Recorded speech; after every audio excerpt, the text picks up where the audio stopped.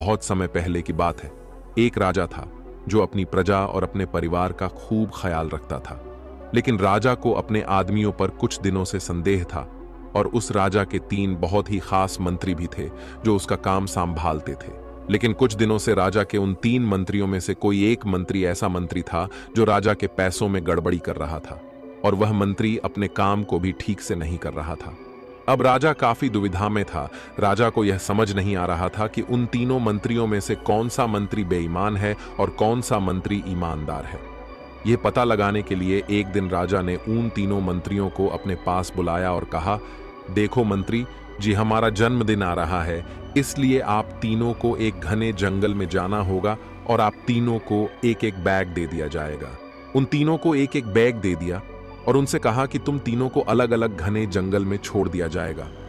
उस जंगल में तुम लोगों को फल के पेड़ को ढूंढना है और अच्छे अच्छे और ताजा फल से इस ठेले को पूरा भर कर लाना है और तुम तीनों के पास सिर्फ आज शाम तक का ही समय है।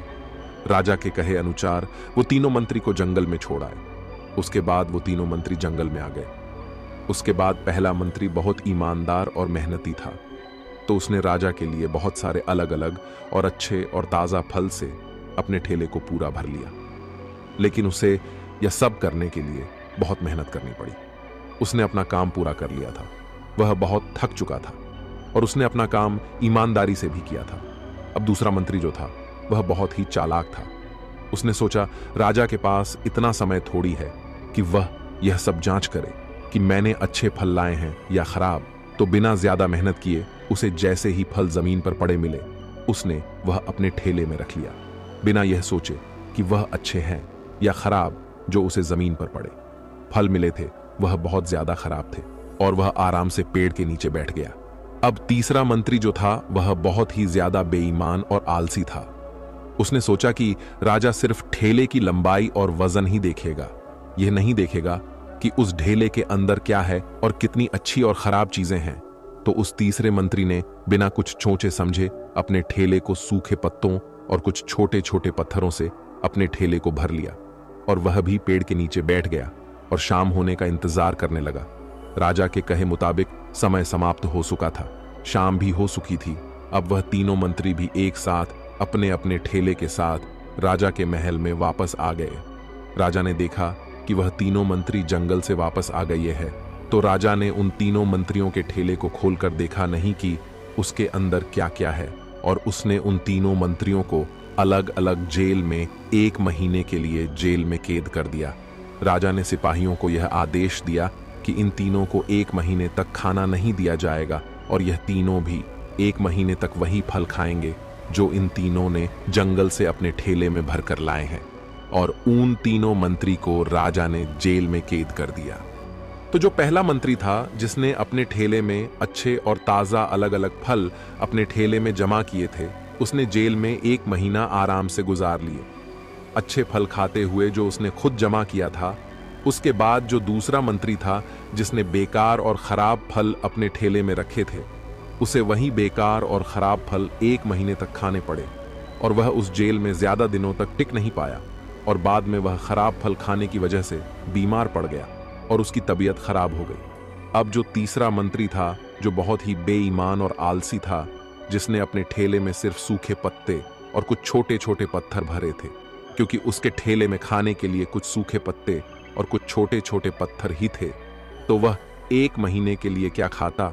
और तभी उसे अपने बेईमानी और आलस्य पर पछतावा होने लगा कि शायद मैंने उस दिन थोड़ी मेहनत करके इस ठेले में फल रख दिए होते तो आज मेरा ये हाल नहीं होता। और वह बिना कुछ खाए वह मंत्री जेल में 2 दिन के बाद ही जेल के अंदर ही भूख के कारण मर गया। तो दोस्तों, इस कहानी से हमें यह सीख मिलती है कि हम जो आलस और बेईमानी करते हैं, बेईमानी मतलब अपने ही काम में अपना कुछ नहीं करना, अपना मन नहीं लगाना और खाली बैठे रहना, तो उससे आज तो हमें कोई फर्क नहीं पड़ता। आज तो हम अपने काम में आलस करके आराम कर लेते हैं, लेकिन कल भविष्य में कुछ दिन के बाद हमें उस पर पछतावा होता है। आपने बहुत से लोगों को यह कहते हुए सुना होगा कि काश उस समय पर मैं ऐसा कर लेता तो आज उस इंसान की जगह मैं होता, लेकिन उस समय पर उन लोगों ने आलस को अपनाया था, इसीलिए वह आज जहां के वही है। और जिसने मेहनत को अपनाया था वह इंसान अपनी मंजिल में आगे बढ़ गया। तो अपने काम के साथ बेईमानी और आलस्य बिल्कुल भी मत करो। उसके बाद तो हमें पछतावे के अलावा और कुछ भी नहीं मिलता। ये जो समय है ना, इसकी कीमत कोई नहीं लगा सकता है। हम लाखों रुपए देकर भी अपनी जिंदगी का 1 मिनट भी वापस नहीं ला सकते। इसीलिए इस समय का सही उपयोग करो। समय की एक अच्छी बात है और एक बुरी बात है। अच्छी बात यह है कि हम उसे किन चीजों में गुजारते हो, यह हमारे हाथ में होता है। और बुरी बात यह है कि समय गुजर जाता है और सभी के पास दिन में 24 घंटे होते हैं, गरीब के पास भी और अमीर के पास भी। बस यह हमारे हाथ में है कि हम उस समय से क्या नया कर सकते हो। तो अपने एक एक पल का हिसाब रखो कि हम उन्हें किन चीजों में गुजार रहे हैं। तो अगर आप इस कहानी को और भी लोगों तक पहुंचाना चाहते हो तो इस वीडियो को लाइक करो ताकि वीडियो को और भी लोगों तक पहुंचाए। दोस्तों, आपने आज के इस वीडियो से क्या सीखा वह मुझे आप कमेंट में बता सकते हैं। चैनल को सब्सक्राइब करें।